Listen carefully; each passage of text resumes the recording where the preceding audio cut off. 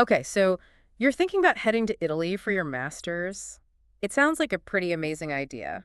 Yeah, it does. You've sent over a ton of info on this, and we are going to dive deep into it today. Yeah, tons of stuff. We're going to look at what makes Italian universities stand out globally, and also some of the practical stuff, like what student life is really like there.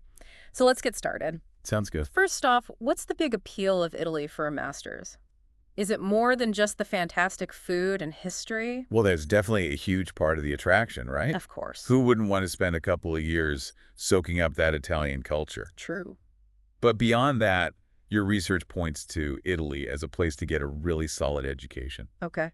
a degree that holds up internationally. So employers around the world would take those qualifications seriously. Absolutely. That's good to know. Italian universities have a long history, some of the oldest in Europe. Right. I remember reading about the University of Bologna. Exactly. That's a prime example. It's been a center of learning for centuries. That's why Italian degrees are so respected. They've earned that reputation over hundreds of years.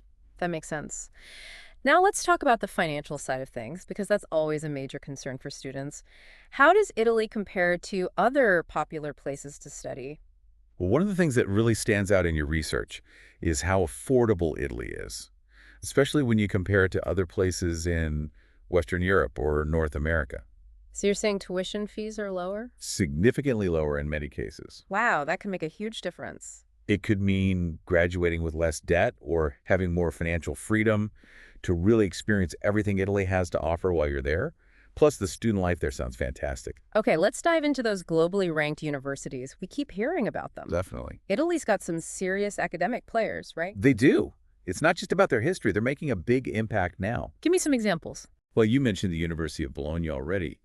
It's still a powerhouse, particularly in the social sciences and humanities. That's impressive. It's incredible to think of the thinkers and research that have come out of there over the centuries, Yeah. and it's still going strong. Okay, what about some other top universities? Well, for engineering and technology, you've got Politecnico di Milano. Yeah, I've heard of that one. It consistently ranks among the very best. So for those fields, it's a top choice. Absolutely. Mm. If you're interested in driving innovation and being at the forefront of those fields, Politecnico di Milano is worth a serious look. What about other specializations? Each of these top universities has its own strengths. Right. Like Sapienza University of Rome is known for its science programs, business, and research. It's a really comprehensive university. So it's got a lot of breadth. Exactly. Okay, and then there's Bocconi University. Bocconi. That's the one for business and economics. Consistently ranked as a global leader. If you're aiming for a career in those fields, it sounds like a smart move. It is. Bocconi's got a reputation for really rigorous programs and close ties with the business world.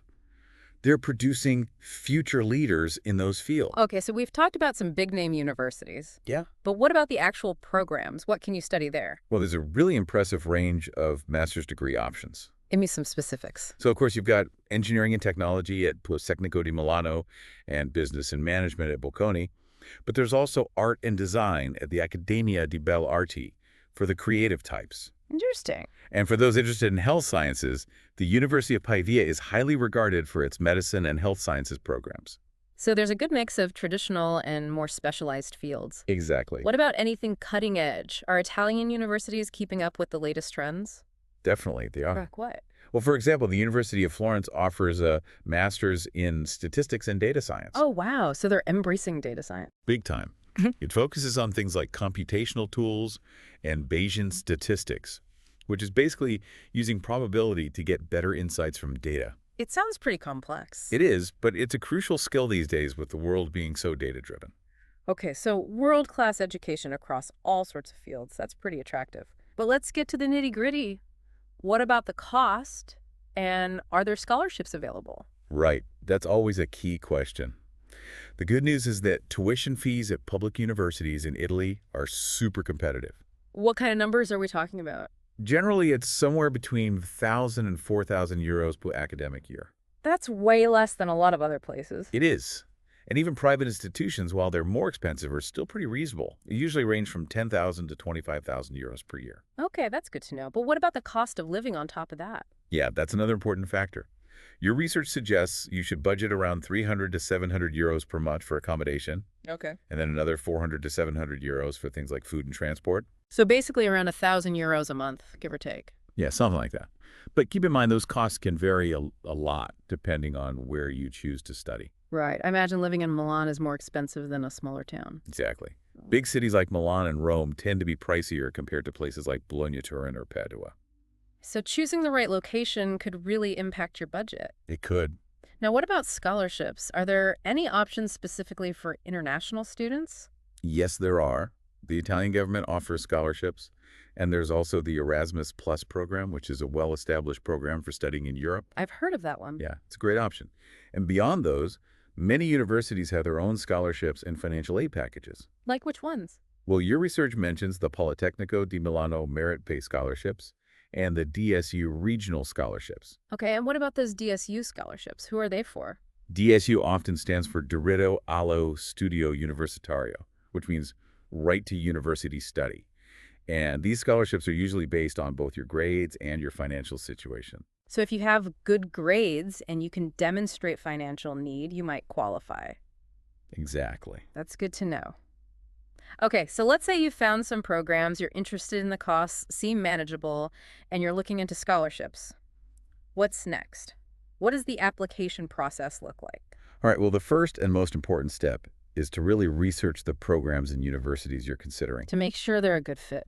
Yeah, think about your academic background and your career goals, and make sure the program aligns with what you want to achieve. It sounds obvious, but it's easy to get caught up in the excitement and overlook that. Absolutely. You want to make sure it's the right program for you, both academically and for your future career. What about the actual requirements for getting in? That's the next step. And it's important to remember that each university and each program might have different requirements. So you can't just assume they'll all be the same. Nope. You got to check each one individually. What are some of the common things they ask for?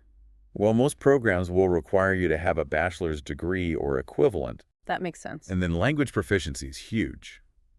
You'll need to prove that you can handle the language of instruction for your program. So if the program's in English, I'd need to take a test like IELTS or TOEFL. Exactly. And if it's in Italian, what then? Then you'd need an Italian language certification, something like CLA-FES or CLI. Okay.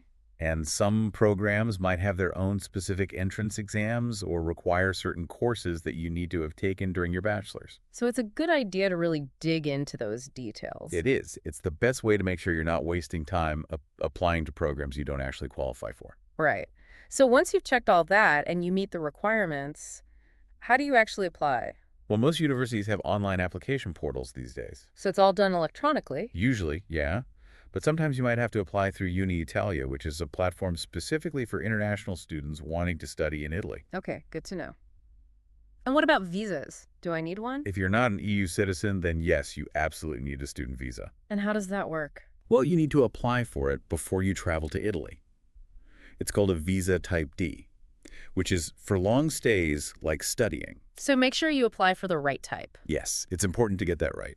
Okay, so what about all the practical stuff once I get to Italy? Well, there's a few key things you need to sort out. Like what? You need to find accommodation, make sure you've got enough money to cover your living expenses, arrange health insurance, and it's also a good idea to set up a local bank account. That sounds like a lot. It can be, but it's all part of the adventure, right? Right.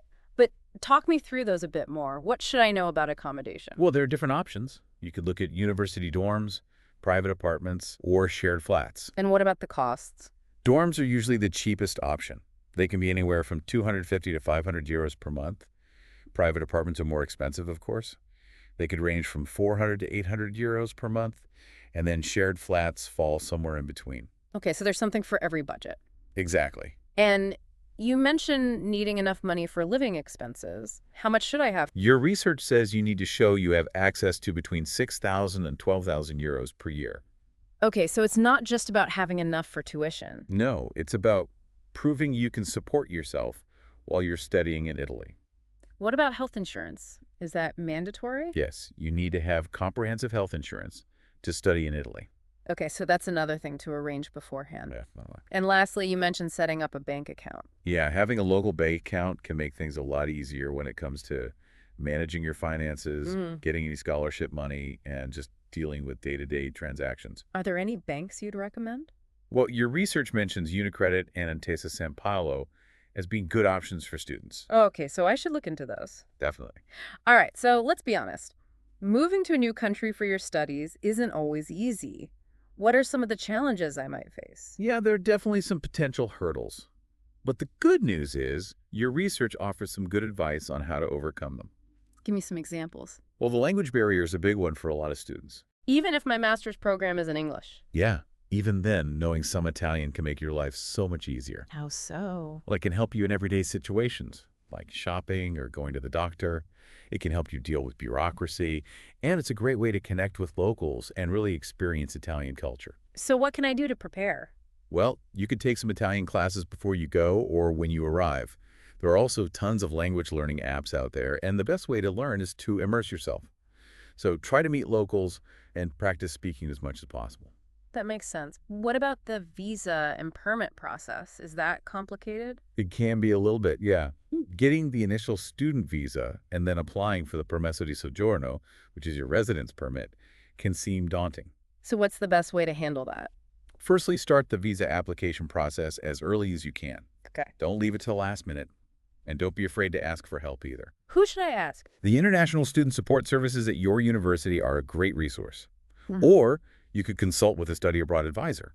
They can guide you through the whole process and make sure you have all the right documents. Speaking of documents, is there anything specific I should know about those? Yeah, make sure you have everything they ask for, things like financial statements, proof of accommodation, your health insurance policy, all that stuff. And keep copies of everything. Yes, both physical and digital copies, just in case. What about after I arrive in Italy? Is there anything else I need to do visa-wise? Yeah, there is.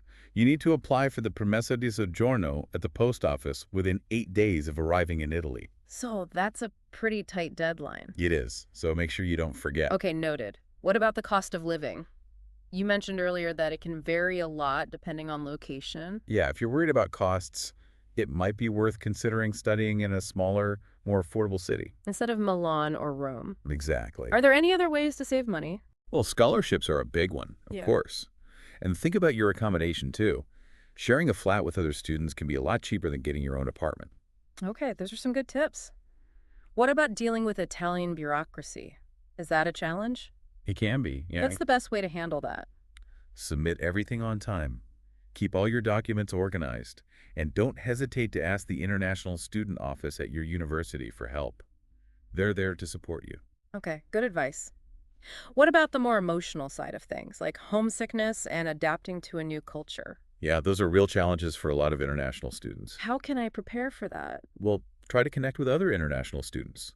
They're going through the same thing as you. You can join student groups or associations or look for online communities. That's a good idea. And make an effort to explore Italian culture and cuisine. Try new foods, go to local events. It's a great way to feel more at home. And what about staying in touch with friends and family back home? That's important too. Regular calls or video chats can really help with homesickness. What about working part-time? Is that possible for international students? Yes, but there are some restrictions. Like what?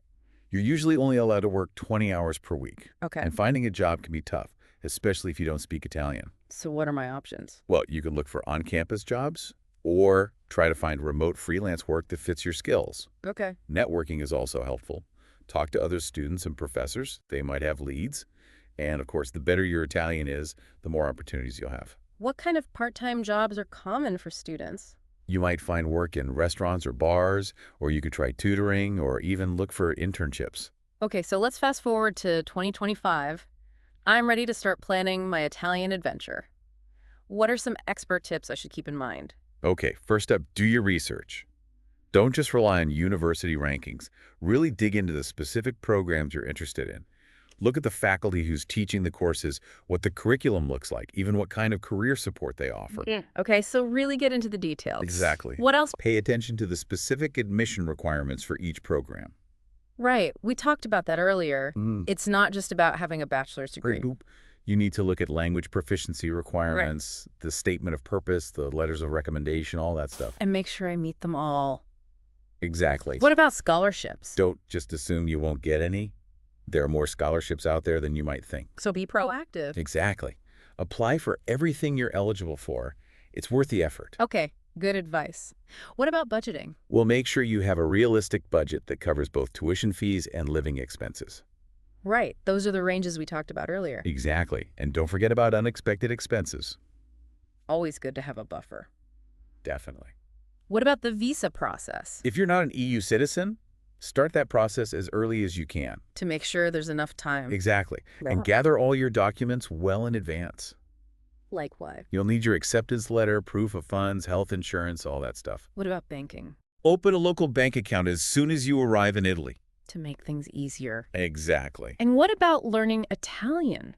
Even if your program is in English, knowing some Italian will make your life so much better. It'll help me integrate more. Exactly. What if I want to work part-time? Remember that 20-hour per week limit. Right. Start looking for opportunities early on and network as much as you can. Okay, what about accommodation?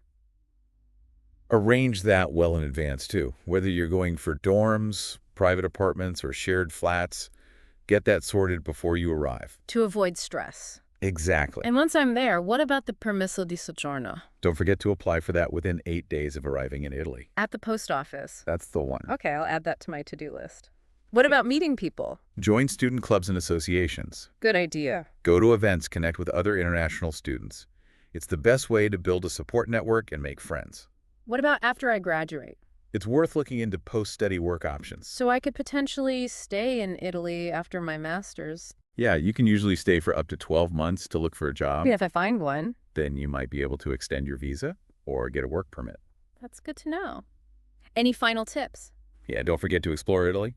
Right, it's not all about studying. Exactly. Travel around, see the sights, experience the culture. It's part of the whole adventure. Now, you sent over some really interesting stories about people who've actually done this whole Masters in Italy thing. Yeah, those are really inspiring. Like that guy, Philip Burr, who did an MBA at Bocconi. Right. He talked about how flexible the program was and how it covered interesting areas like law and behavioral economics. And how that helped him with his own business ventures. Exactly. It shows how a master's in Italy can really boost your career. And there were some statistics in there, too, about education in Italy. Yeah, it's interesting, right? It seems like fewer Italians have university degrees compared to the EU average. That's what the data shows.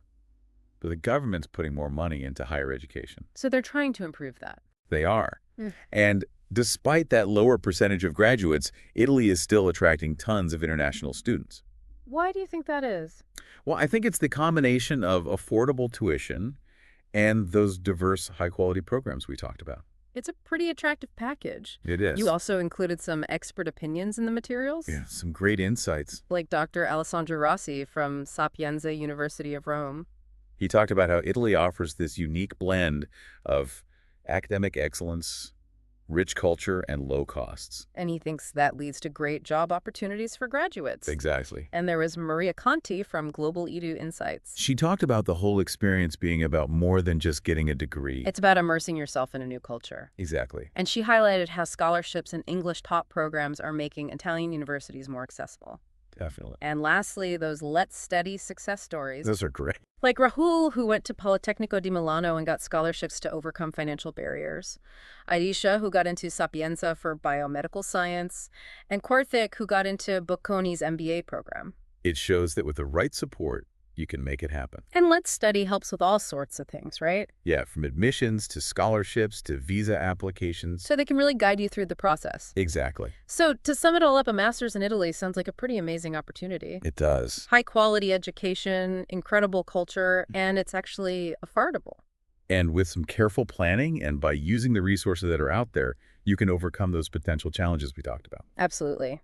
Well, this has been a fantastic deep dive. It has. So as you think about taking your education to Italy, what's really grabbing your attention?